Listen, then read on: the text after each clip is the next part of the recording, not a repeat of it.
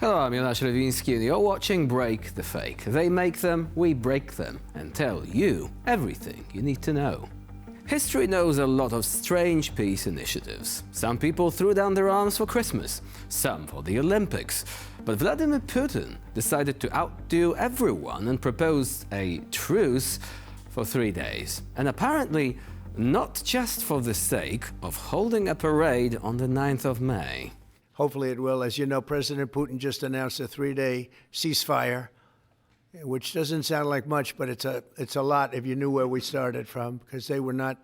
We had a president that for 3 years didn't speak to Putin, and it all shouldn't have happened. This is a war that should have never happened, and you're going to be very disappointed when you find out the real number of people that were killed. It's far greater, many times greater, I believe, but far greater than the numbers that you're putting out. It's a very, very deadly, horrible war. Obviously, in Trump's imagination, or perhaps in Trump's wishful thinking, and also in the Kremlin's manual, the truce looks something like this.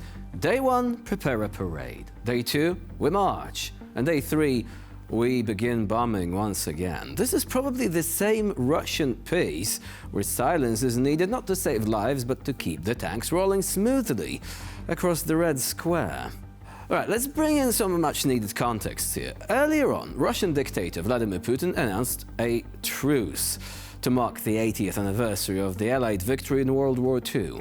The Kremlin said that from the 8th of May to the 10th of May, the Russian side would refrain from hostilities should the ceasefire be agreed upon with Ukraine.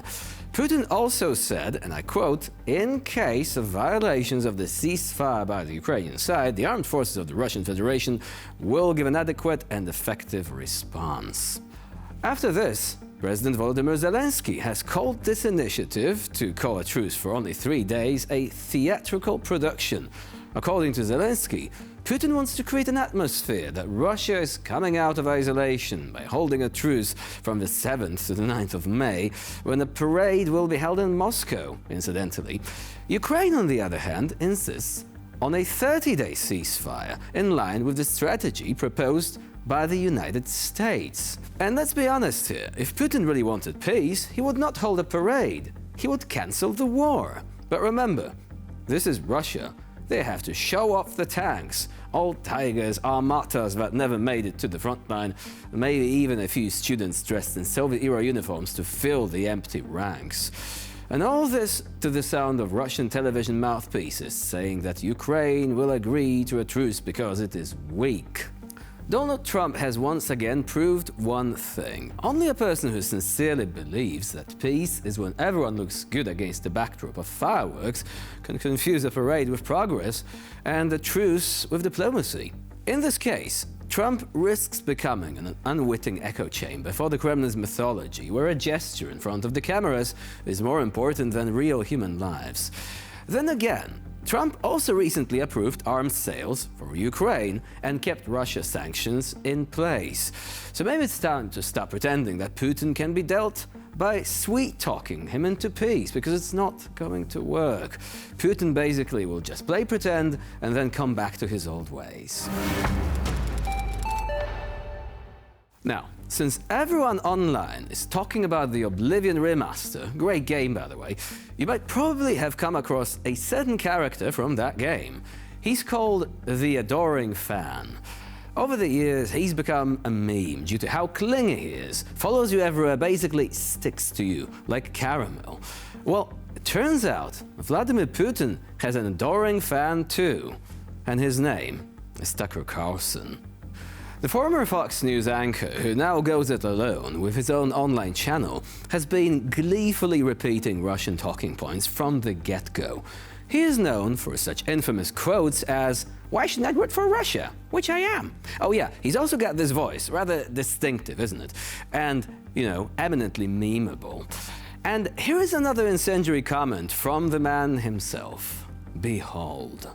I mean, I'm frustrated because I think that Zelensky is an enemy of the United States, and I think his government has tried to assassinate a number of people. I don't think that I know that, including some people who are well known on the conservative side. So I think it's a really, really dark government. It's banned the largest Christian denomination in Ukraine that has sold a lot of the weapons that we have sent them to all kinds of dark groups, including Hamas and the Mexican drug cartels. Like, I think it's an outlaw government that does not represent Ukrainians. He's not an elected president. He has no moral claim to run that country at all. So, I'm always a little distressed when he's treated as a legitimate president, which he's not. We just sent you billions and billions of dollars. You stole a lot of it. How many houses do you have, Zelensky, by the way? Do you have a house in Miami? Do you have one in France? Like, what? Let's actually do an audit of your personal finances and of Budanov and all the people around you, and let's find out where the money went. That's never been done. It's never going to be done because a lot of Americans have gotten rich from it too. As I know it's a money laundering scheme. This guy is not our ally at all. He's trashing the United States constantly, trying to split Europe from the United States. Oh my gosh. Oh my gosh, enemy of the United States, dark government. So many false claims about Zelensky in just about 60 seconds, some of which are literally of the tinfoil hat variety. Okay. So did Zelensky ban the largest Christian denomination? Well, not really. He just severed the control of the Orthodox Church by the Moscow Patriarchate. The one led by former KGB man disguised as a spiritual leader who preaches that invading Ukraine is a holy war. Surely, you don't want Putin's pal in fancy robes stirring unrest via belligerent sermons, now do you?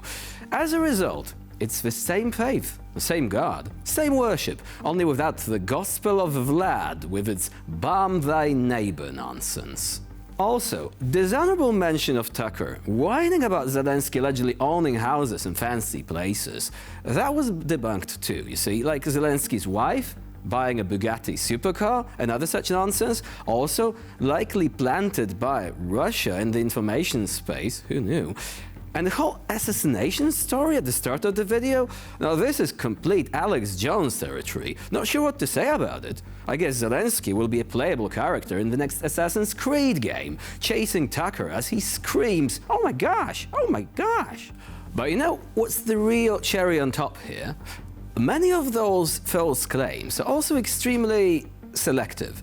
Because who else is an actual dictator with sham elections? One who steals money from his people to build massive mansions and buy yachts, and one who sells weapons to terrorist groups like Hamas. Yeah, you guessed it. It's Vladimir Putin. But whenever he comes along, Tucker will just worship the ground he walks on. Told you, the adoring fan. Picture him meeting Putin in Moscow for the first time. Buy Azura, it's the grand champion. I can't believe it's you, standing here, next to me. Tucker, not sure what they've been putting in your skooma, but honestly, stop it. Get some help. The 9th of May is close, and as we know, it's probably one of the most important days in every Russian's calendar. Because to Russia, victory in World War II was no one else's but the Soviet Union's. And it doesn't matter that aside from Russia, there were 15 other countries in the Soviet Union. Well, they didn't want to be there, most of them, but there were these other countries. As we know, for Russian propaganda, the whole world should be Russian. However, the whole world fears and hates Moscow for absolutely no reason at all. And Russia imparts this as creed into its youth from the very beginning of their lives. Let's take a look now at a parade made up of kids dressed in military garb. На марше школы имени Крушанова, села Михайловка Михайловского муниципального округа. Расчет возглавляет Переверзев Юрий Николаевич, участник специальной военной операции в составе добровольческого отряда «Тигр». В парадном расчете сегодня маршируют 4 детей из семей участников специальной военной операции. And while at first glance, all of this may seem like an ordinary children's event, there are deeper things at play here. Because while kids used to play doctors, firefighters, or superheroes, now they play artillerymen and combat engineers. And this is no longer about playing, you see. This is about the systematic indoctrination of kids with the idea that war is something festive, honorable, even fun. Russia is proving once again that no age is too young for propaganda. And if a child is not yet holding a rifle, it should at least know how to draw one on a holiday poster. And then it's on to the future, where war is a tradition and parades are a mandatory part of the curriculum. In Russia, war is apparently rated A for everyone. And with this, we conclude this edition of Break the Fake. Please stay with us here on TVP World for more latest news and updates.